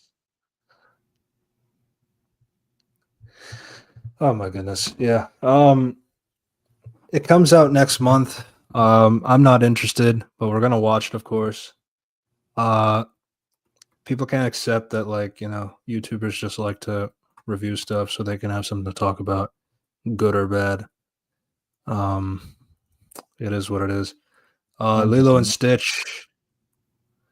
Lilo and Stitch live action. They sent that trailer like a month ago, I think. Did you see that one? No. Yeah. All I can really think about is like outside of why. Money. But then it's like there's no effort in the other aliens outside of Stitch and it's played by Billy Magnuson or something. What's this? It's been a while since I've watched Lilo and Stitch. Which one? Pleakley, Jumba. The green alien. The green skin one. Pleakley. Bleakley, yeah. They have him, but like the other one, he's like really small. Like he's not actually. So they actually. So this is something that people complain about. They have the other aliens. What was his name again? Pleakley and Pleakley and Chumba. Yeah, basically like they have like these like morphifiers kind of thing, like where they morph into human actors, basically. Which is like takes away from the charm of like them being aliens dressing up, trying to dress up like humans. and that kind of stuff. So it's like I don't know. It's like that's kind of dumb. But I guess it's like, they don't have the budget to do the Stitch thing for everybody. But then it's like, why are you making Yeah, this don't make the then? movie then. Yeah. And then Bubbles is like, I like Courtney B. Vance, but Bubbles, he's way too old and he's way too small to be playing Bubbles. Yeah, I saw that. I was like, that's not Um, him. yeah, it's like the dude is like built like a tank.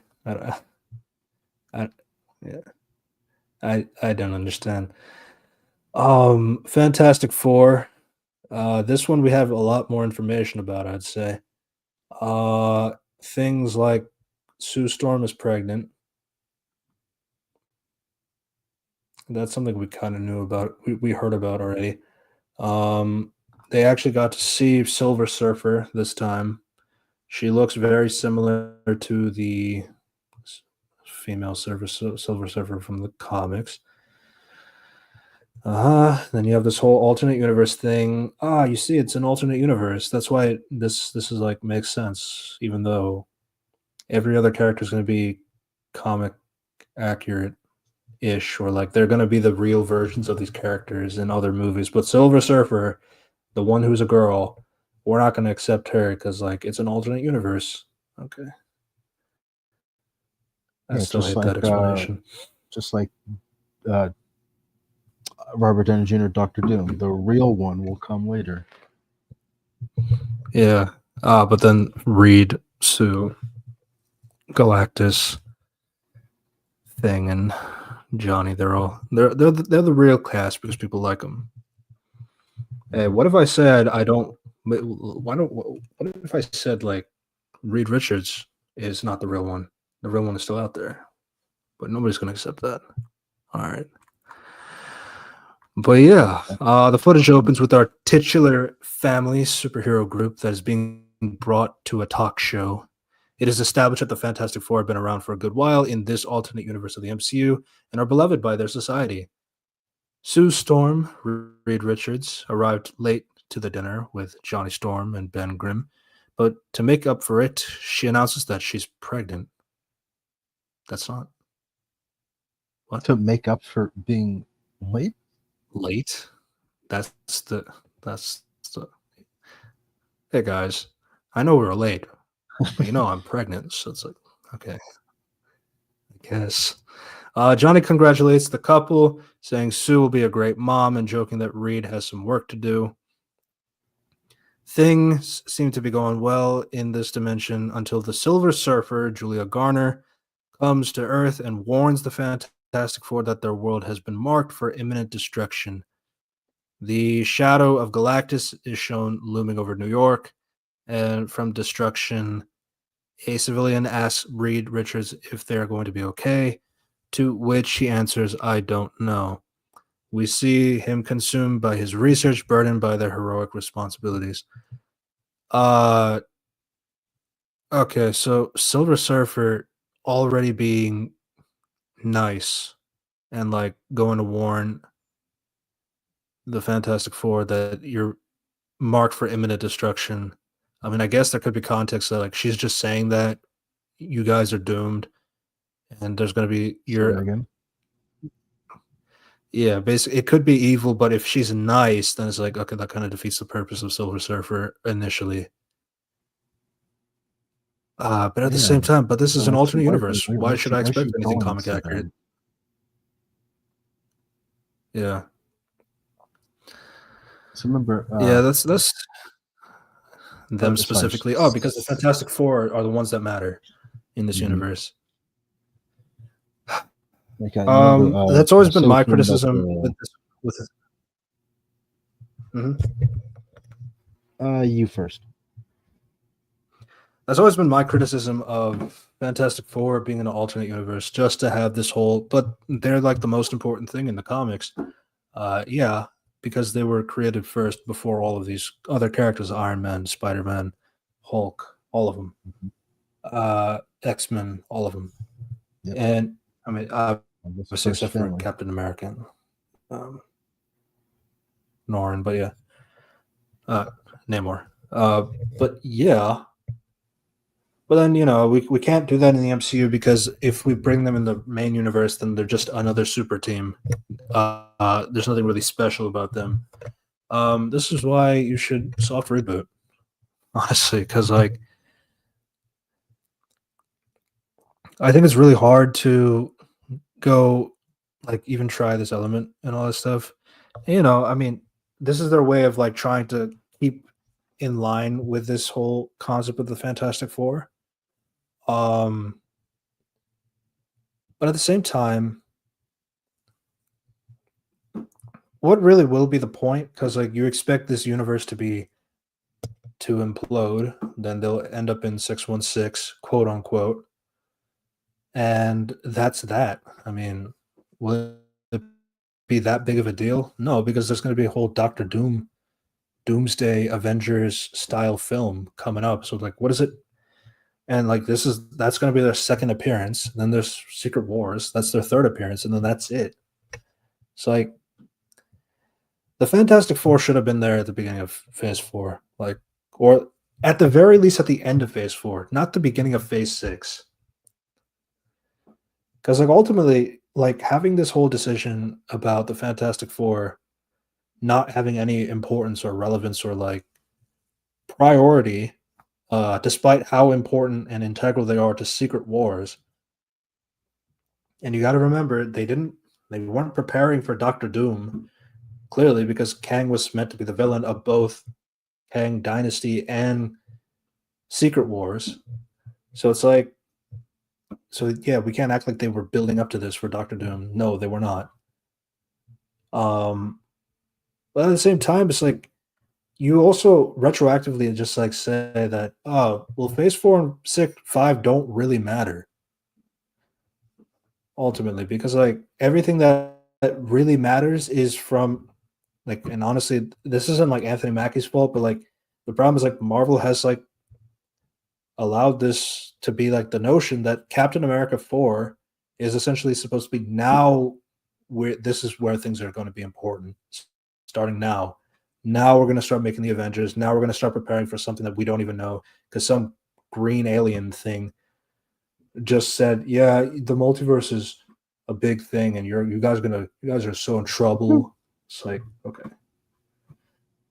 so yeah, it's just a mess. It's a messy concept. Like Phase 5 is almost over. Like Thunderbolts is next, and then that's it. That's the end of Phase 5, and then you go straight into Phase 6 with Fantastic Four, which is like 2 months after. Like this is like a really messy franchise, but it's saved because of one good thing, I guess, which is not really good with Born Again. But again, we'll talk about that in another episode. It's time. But yeah, next time, baby. Yeah. Yeah. So that's my thing about Fantastic Four. Anything for you? No, I have nothing much to add. This was Really. funny. It's This was funny. Like, it's like, sorry we're late to make it up to you. I'm pregnant. I guess.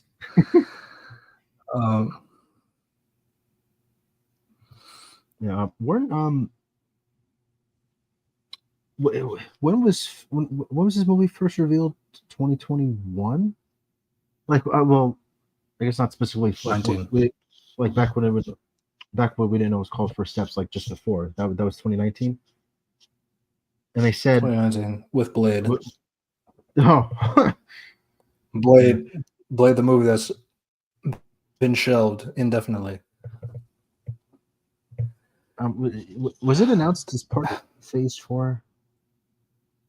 I thought I remembered that, but maybe. So the thing is, like, everything was announced for every movie was announced for Phase 4, but then that clearly was not going to happen. So then they eventually broke it off. But yeah, initially, no. Yeah, Fantastic Four was always towards the end of the slots. Hmm. Like they've always wanted Fantastic Four, Avengers 5, Avengers 6. Like that's always been the plan, which is like a stupid plan. Cause like the thing is like here's the thing. Uh-huh. Fantastic Four and X-Men have different types of rights problems from Fox. Like basically, like you weren't allowed to use some of the characters for some time because they had to wait for a certain expiration based on the last X-Men project or last Fantastic Four project. That's why technically they can't do any new castings of the X-Men until after 2026, late 2026, early 2027, something like that. So that's why like the only cast they can use is the recycled ones from the Fox movies because those contracts are still there until 2026, 2027. Um even with that, they're still like they could still cast like a whole bunch of other X-Men that have never been cast before. I've been saying like the Alpha Flight could be a team that they could use for now. Have a mutant team from Canada and all that stuff. You know, there's still plenty of other like characters. I mean, at the time, Gambit. Mhm. You know, so like they had other characters they could have used if they wanted to.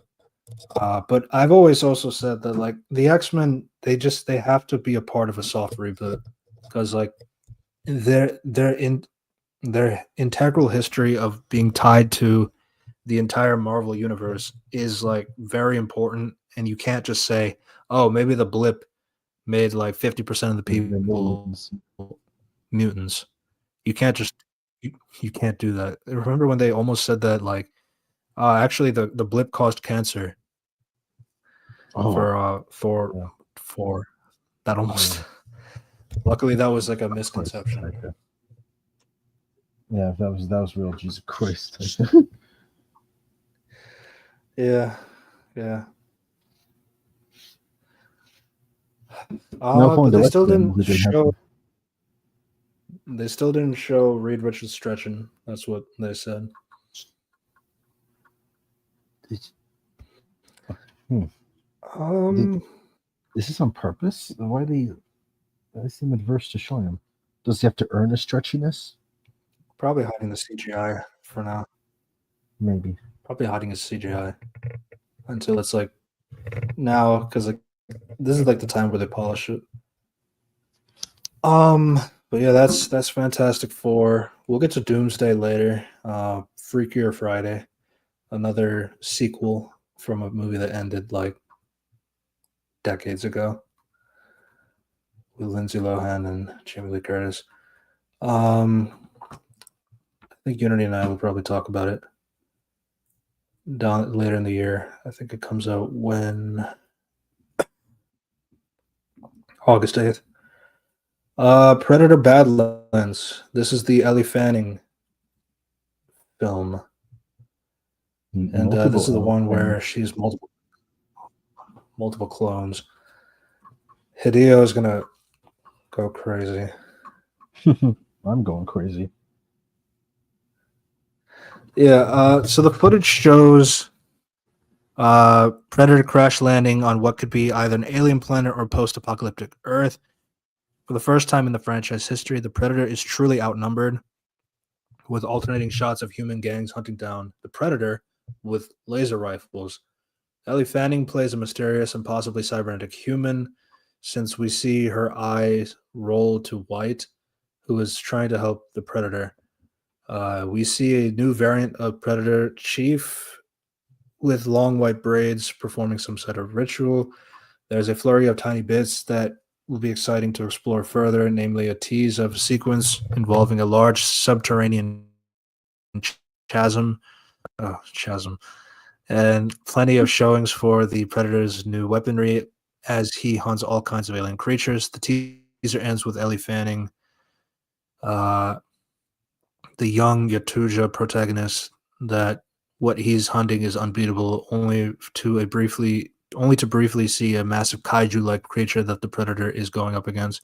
The main Predator, without his helmet, lets out a mighty yell at the giant beast before he takes it on.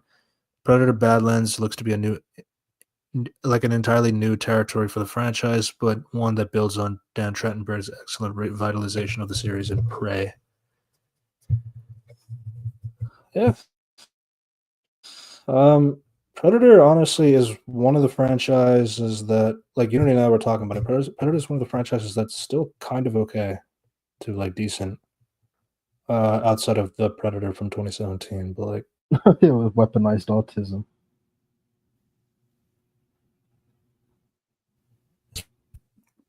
multiple Ellie Fanning, so that's more interesting as well. That's a bonus. Yeah, Tron Ares, another Jared Leto film. Not a big Tron guy, not gonna lie. I've never seen that one. Yeah, Zootopia 2.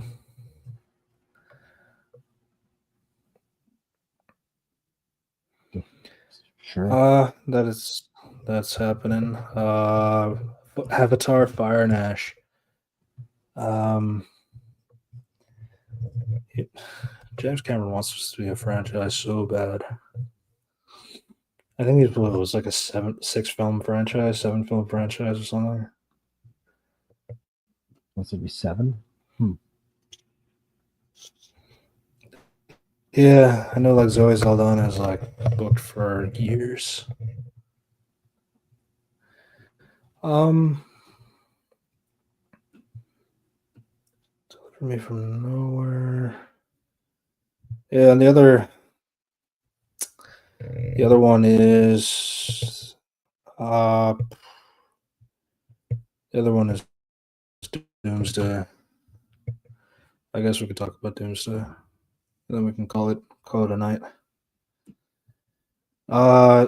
Yeah, so Foggy says that Doomsday has not revealed the full cast naturally, so that 5.5 hours thing was not.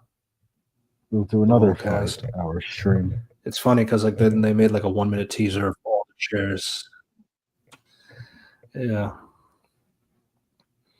Well, I guess it worked. A lot of people. Yeah, watched. not.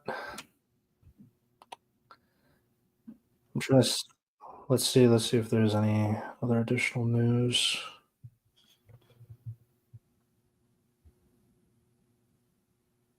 Oh, I saw one just before the pod started. The live action remake of Tangled is basically canceled. It hasn't been canceled; it's been shelved. Oh, well, delayed indefinitely. Well, I guess it's still. Yeah, I'm sure it's about. It's probably about Snow White. Probably, yeah. I'm not gonna lie though. I mean, there was a rumor that McKenna Grace might be cast as Rapunzel. That would be very good, but I highly doubt she's gonna be Rapunzel. No, because like it will be Lizzo.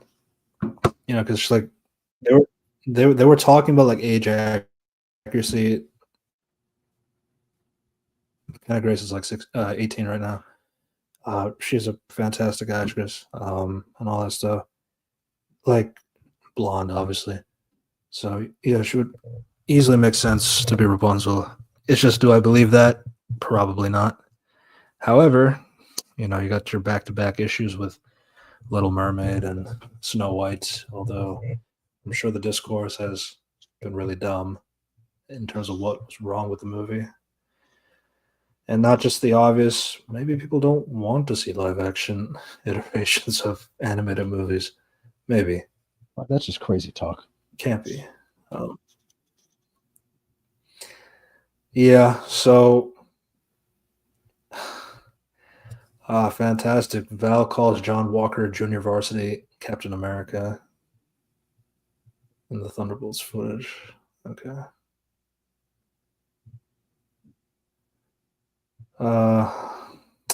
Sure. Kevin Feige boasts that the Doomsday, massive and diverse cast of heroes. The Avengers, Thunderbolts, Wakandans, Fantastic Four, original X-Men, all going up against Doctor Doom. I got Wow. all the action figures. Yeah. Principal photography starts in a few days. Silver Surfer, yeah, looks a lot like the comic one. Surfer's lines. Are you the protectors of this world? Your planet is now marked for death. I stretched and then Reed says, I stretched the boundaries of space and they heard. Okay. So Reed is feels like he's responsible for bringing the Galactus and stuff. Okay. Hmm. Interesting. Vincent D'Onofrio says that Kingpin is currently only usable for television series. The MCU movies cannot use him because of rights complications. So that's why no Kingpin for Brand New Day. Yeah. Makes sense, I guess, with these crazy rights issues.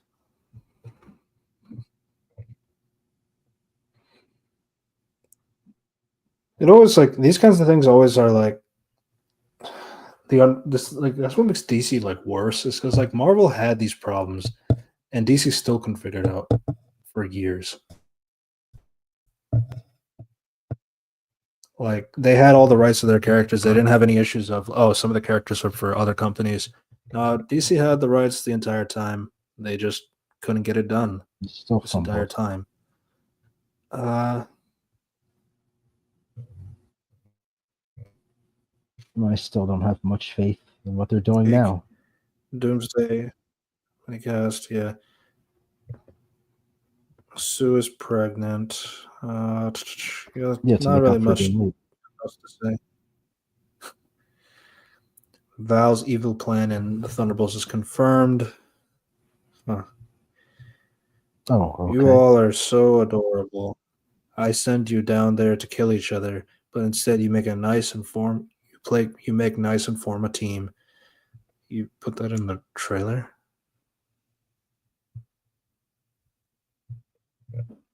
Huh?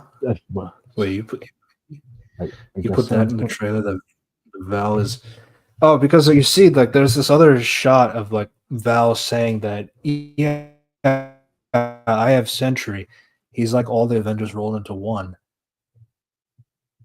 What Avenger could delete someone's existence? He's the Earth's mightiest hero. Okay. Oh, I see what they did there. This is like really irritating to me too. It's like we had this conversation before. It's like there was like an idea that there It was an was an idea. idea. Let's bring back the Nick Fury energy. Yeah. Where maybe you can have like a cosmic villain like Kang at the time, and then have a street level villain like Valentina, and like tell the story, like tell these two different stories that way, so that you can feel like there's something that matters on both sides of the spectrum. But like with Valentina, obviously, like they didn't really go anywhere. I mean, they put her in like a few things like Black Panther 2, Black Widow. I mean, they acknowledge her in Hawkeye, but not really. Um, yeah, so like there's like a lot of stuff, and then all that for like it was all building up to Thunderbolts, and like now it's like you don't even try to like hide that she's a villain. Oh, and Falcon and the Winter Soldier as well. Yeah, it's like This I is wanted you Thunderbolts to this kill is each other. this is the company they Why? put they put the I villain's guess. death in the Marvels trailer.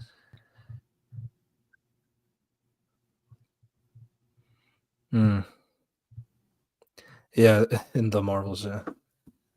Yeah. They put, what was her name? Dara Ben. They had her showing her exploding. Darben. They put her exploding in the trailer. So yeah, well, More like garbage. uh, Yeah, so yeah, so I don't know. The franchise is dying. We've talked about it so much, but we'll still talk about it because why not? Um, there's DC coming in. I'm still like not 100% on it. Um, but yeah, was there any announcements that you were looking forward to? even like things announced that I was looking forward to. Uh-huh. At most, I guess I'm just lukewarm on things um, like with the Switch stuff or like uh, or like I guess Mario movie too. You know, the first one was okay, so it's like So, yeah, I'll see the sequel. Um, Predator yeah, Badlands for Mario 2, multiple Sonic 4, mechanics. Predator Badlands. We're still waiting for Zelda and Resident Evil, I guess. But I don't expect Zelda to be good. Well, I don't Oh, expect okay. either of them to be good. Nope. Z- Zelda maybe. I don't know. This trilogy aspect. We got the Rise of Skywalker one. We got writer. We got uh AVR Red producing. I don't know, just all signs is against that. But it's a shame because I'd like a good Zelda movie. I just don't expect it to happen. Yeah, though I don't. It probably it's weird because like they're not really leaning towards the Sonic aspect, like putting the Sonic characters in the real world, but they're also not leaning with the animated aspect of Super Mario. They're just kind of like uh just doing Zelda in live action, which I guess could be something. I hope it's not How to would go the real Ganondorf world. look? We'll have to wait and see. I really hope it's not Yeah, them fucking going to the real world, meeting meeting a celebrity in New York City. yeah. No, because like Sonic surprisingly can benefit with that because like Sonic does take place in the real world. It's just like obviously with anthropomorphic creatures and all that stuff. So it's like, but yeah, I mean the concept of Sonic's universe is like on Earth and all that stuff. Like games are Yeah, with Sonic. Yeah, relatively like in that. they integrated they integrated Sonic elements like in the quote unquote real world in those movies. Like how we have Angel Yeah, Eye with the Master Emerald or like Gun and Shadow research. You know, so it's not simply like yeah, yeah, so it's different from the other examples of like yeah, yeah. cartoon And characters in the real world. Mario would be hard. Mario would be harder. What do you mean? There's already a great live action Mario in the '90s. And Mario made sense being animated. Plus, yeah. Uh, but you also have like Illumination. They're an animated company. So it just makes sense for them to like really cash in and use their skills that they get from all the money of their Minion films. Um, The movie looked great. they're still making more Minion Yeah, films. yeah, because those Yeah, those honestly, like, money, I guess.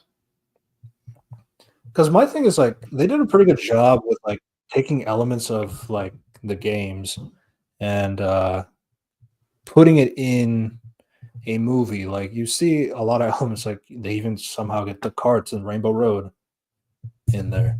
You got some of the power ups and all that stuff. Like, just tell a story. I think it's harder to do Please. that. But yeah. Oh my god. Yeah. I don't know what to expect with Zelda.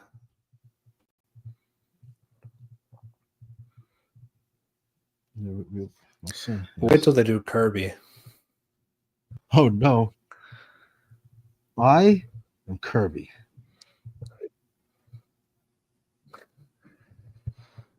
Yeah. Yeah. Yeah, so that was a lot of thoughts on a lot of movies and shows. And some games. Operation and some games. It was good having you again. Thank We'll you. probably speak Be on again as well. Yeah. I think probably Predator Badlands was probably my interest thing. Maybe. Avatar really depends. I don't know. I mean, you still. I mean, you got Bryke back, but like Bryke also did Korra, so there's that. Um,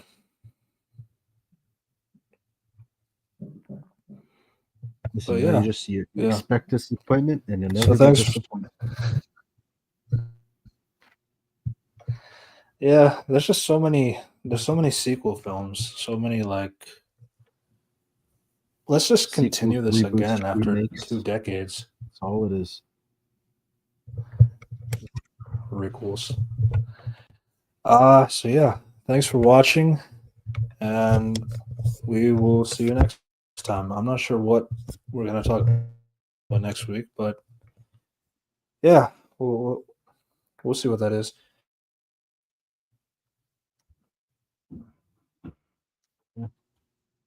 Peace out.